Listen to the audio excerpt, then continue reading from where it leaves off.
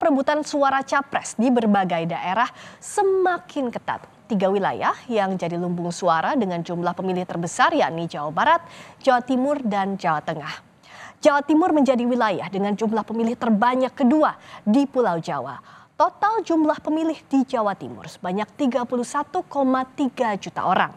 Pada pemilu 2019, 5 partai politik dengan suara terbesar di Jawa Timur antara lain PDIP dengan 4,3 juta suara, lalu PKB 4,1 juta suara, disusul Partai Gerindra dengan 2,4 juta suara, kemudian Partai Golkar 2,2 juta suara, dan Partai Nasdem dengan 2,1 juta suara. Berada di posisi kedua wilayah Jawa Timur yang jadi incaran, 3 pasang paslon saling klaim kuasai suara di Jawa Timur. Lalu bagaimana langkah politik Capres-Cawapres untuk merebut suara pemilih di Jawa Timur? Kami akan bahas setelah informasi berikut ini. Provinsi Jawa Timur akan menjadi salah satu medan pertempuran sengit para Capres-Cawapres dalam meraup suara di pemilu mendatang. 2 cawapres yaitu Muhaimin Iskandar dan Mahfud MD merupakan tokoh dari Jawa Timur. Kabar Gubernur Jawa Timur Khofifah Indar Parawansa merapat ke pasangan Prabowo Gibran membuat persaingan dalam perebutan suara di Jatim makin ketat.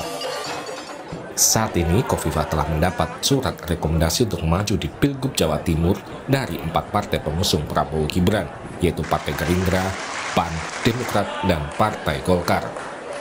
Khofifah berjanji akan memenangkan pasangan yang didukungnya di Jawa Timur. Target sebagai jurkam persentase di Jawa Timur apa ini?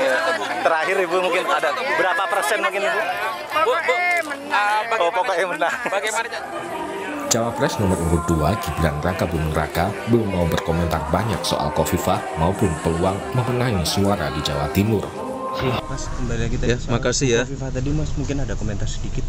Itu biar TPN aja yang berkomentar. Nggih, makasih nggih. Makasih, saya jalan lagi nggih. Pecah NU di Jatim, Mas. Makasih.